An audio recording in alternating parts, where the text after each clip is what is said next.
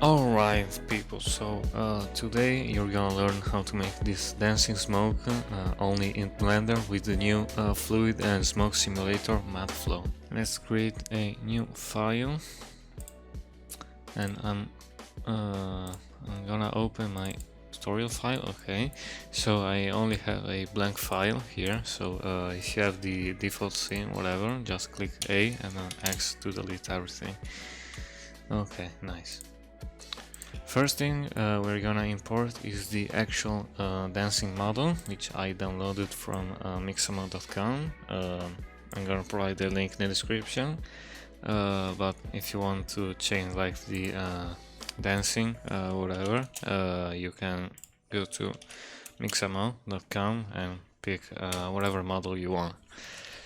So file, import FBX and import the silly dancing FBX, and here we have our silly dancing, and it's going on for 93 frames. Okay, so select the in the endpoint select 93, so we only have 93 frames in our animation. Let's increase this. Okay. Next thing we're gonna do is we're gonna set up the domain. So add in a cube. Let's position it up like that, and let's scale it, yes, on the x and y axis by 2. And I think that's pretty good. Okay. Okay. Let's apply the scale with Control A on the cube that we're gonna call domain, and click on fluid and change this to domain, and leave it on gas. So select the body, not erase the body, and click on fluid, select a flow and leave the smoke and click on inflow here, so it's gonna constantly emit smoke from the armor here.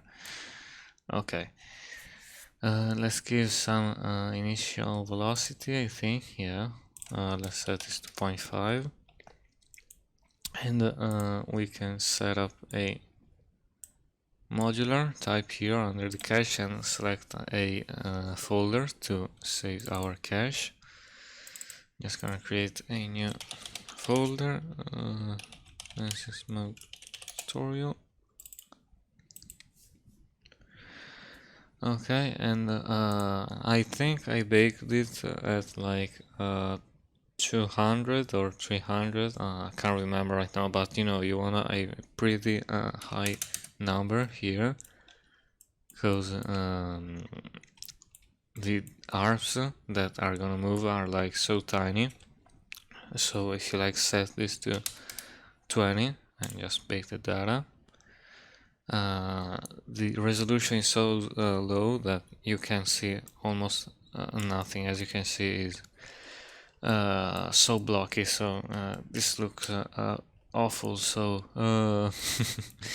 first thing you're gonna notice is the smoke is rising up. We don't want that, so going into the emitter here, the body, and click on the initial temperature and set this to 0. Let's try that. And the smoke is still rising up, so let's set this to -1, and this should do the trick. Okay, and as you can see, the smoke is now going down, but you know, it's very low res, so let's free data and let's try with I don't know, 70 for now. Let's rebake the data and let's see how it goes. Okay, so now as you can see, we're getting a bit more detail here, but you know, it's not nearly enough. So you wanna set this to like maybe 300. It's gonna be a good value. And if you want to speed up the simulation time, I also recommend checking the adaptive domain. and then click on dissolve, and we can leave the default settings here. So let's try to bake again the data to maybe 150. I'm gonna set it just for the tutorial, but if you know you're doing like a final render, you wanna leave like 300 resolution at least. 300 is pretty good. And let's wait. Okay, so at 150 this looks something like this.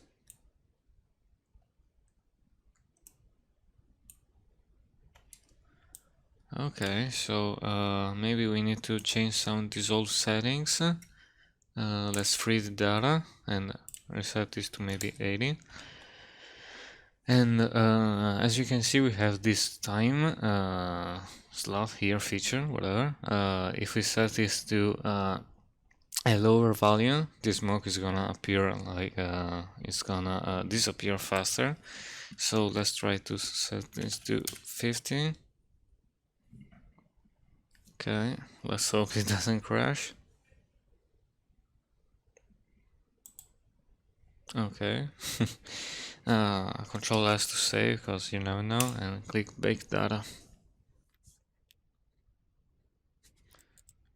Okay, so as you can see, the smoke is now like resting a little bit before dissolving, and that's pretty good. Let's set the end cache frame to 93, so we have the full animation, and I think we're gonna bake to 170. Only for this tutorial, remember guys, you need to set this to a higher value for better quality results.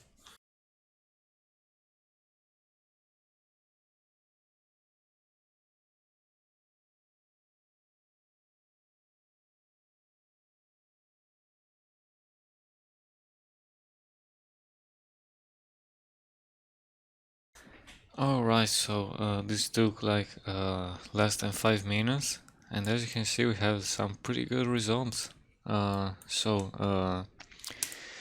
Re-enable the overlays and click on this little mesh button, and let's enable the viewport and the render settings here, and let's disable it. Also expand this and disable also for this. Okay, so now we have only the smoke. Nice. Let's go into render view mode, and right now we don't see anything. That's because we haven't set up any material. So click on the domain and split our workspace here and change this to shader editor. Create a new material called smoke, and let's delete the principled BSTF and get a principled volume BSTF. Connect this to the volume, and as you can see we're getting some smoke here, but the density is too low, so I might suggest turning off to I don't know, 5. Yeah, and for now this is our basic smoke material. I'm also gonna enable adaptive sampling and optics AI accelerator in the viewport, so you can see a better result faster.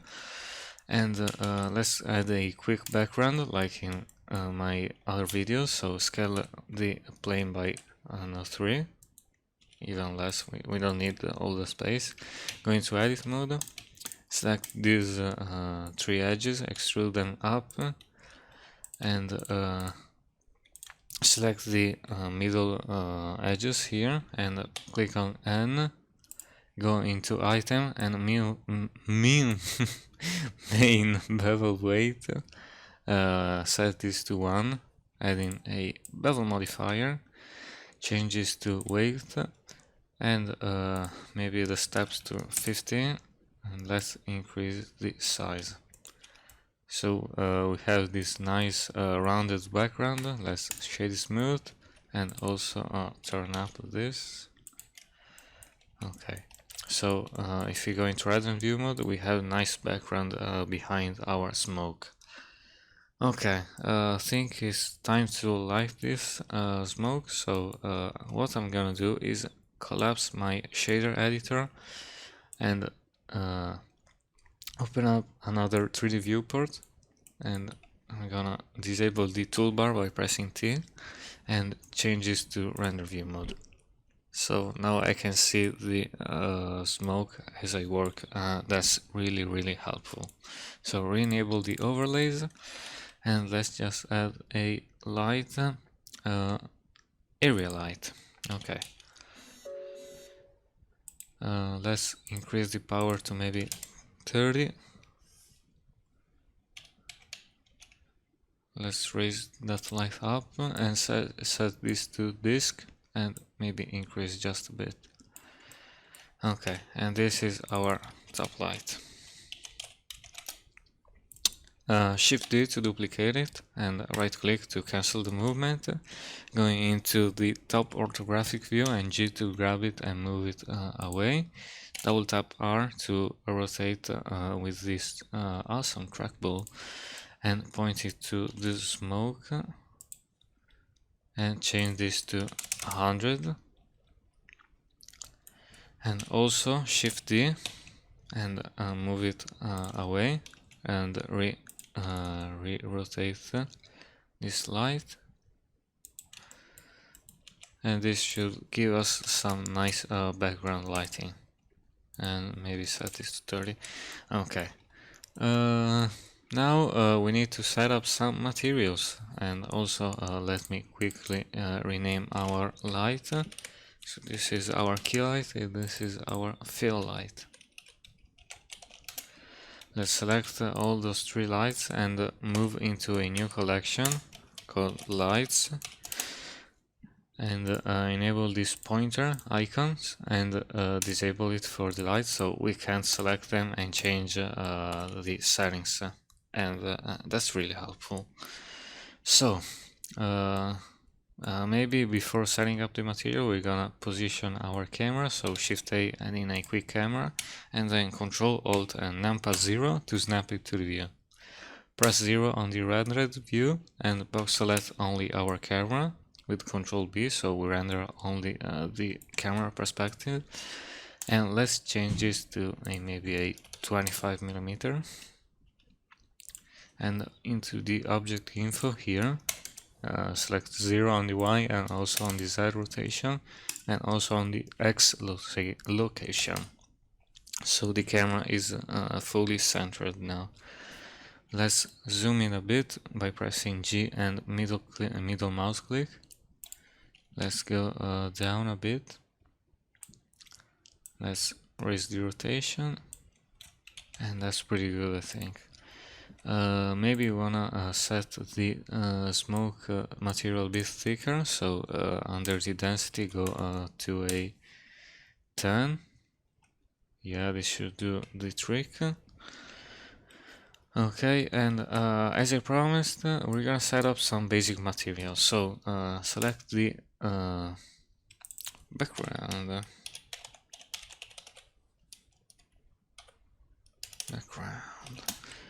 Nice. Let's go into the shader and create a new material called ground. And we're gonna set the roughness to 1, and let's change this to a purple, almost blue stuff here. Okay, so we have a nice color in the background. And select the domain, and we're gonna play a bit with the color value. So let's add in a gradient texture, and as we preview it, it's black, so Control T and connect the object coordinates into the vector so we can see something, and then change the Y rotation to 90, and let's add a color ramp. Let's drag this stuff out of the way. Okay, preview the color ramp, and let's drag this down. If I can find the value here, let's drag this down, maybe like this, and let's change the colors to a blue, I think, yeah, to a purple, almost red. Increase the blue so we get a bit of blue. And what we're gonna do is to add some distortion in this straight line, which I don't like, is adding a noise texture and a mix RGB. Set this between the mapping and the gradient texture, and let's set this to add and pick the factor of the noise and connect it to color 2.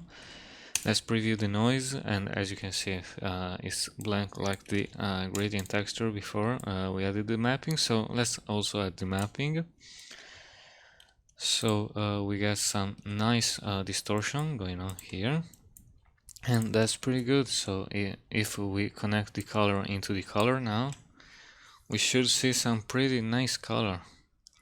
Okay, so the smoke now is pretty thick, so we want to increase our lighting. So re-enable the selection here, and let's click on the key area here, and let's increase its power to maybe 500. Okay, so that's pretty sharp. Let's go into the domain, and we're gonna add some density custom nodes. So move this thing up, and let's duplicate our noise texture and set this to the density. So now we don't see almost anything. That's because we need to also connect the vector to the vector here. And let's add in a map range.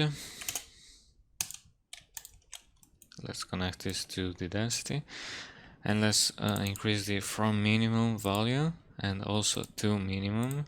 Let's do like a -0.1. So if we preview it now, we're not gonna see anything. That's because we need to multiply it. So create a map and math node, sorry, and set this to multiply it, and set this to maybe 5. Let's see. We're seeing something, so let's set 50. We're seeing something pretty good. So box select only the smoke, and I think we might reduce this to 0.2. That's pretty good. So this is with custom density, and this is without custom density. As you can see, this is like almost uniform, which it's not good, but when we add our custom node here, it's we have a lot more variation. And I think we can do to increase the quality is bring up the detail and also a bit the roughness. Okay, the scale is pretty good, I think. Yeah, scale is no problem, and you know, if you want to add some smoke, you can play around with the temperature and black body intensity, but for this we're not gonna add some smoke. So that is looking pretty good. Maybe we can increase the power of the top light to 100, 200, so we have some nice top light here. But as you can see, even with my 2060 Super, which has a lot of CUDA cores, it's rendering super slow. So what we're gonna do is bring up the volume tab here under the render properties and set the render to 4 steps and the viewport to 10. So we're rendering a lot faster. Let's set this the max step to 512, and I think that's pretty much it. Let's set the tile size to 400 if you're using a CPU, so this is gonna render a lot faster. And yeah, you can save us the animation by picking an output folder, and then I like to pick target row so that I don't have any loss of information, and then combine it into a FMPEG video. Yeah, that's basically it, guys. As you can see, the effect is pretty simple, but it's pretty effective. Also, it looks super awesome with this color palette. So if you like this video, remember to share, subscribe, like, whatever, comments if you have any suggestion on the next tutorial I should do. If you want to support the channel into the creation of this tutorial, I recommend the paper, the paypal.me in the description. So yeah, that's basically it. See you next time.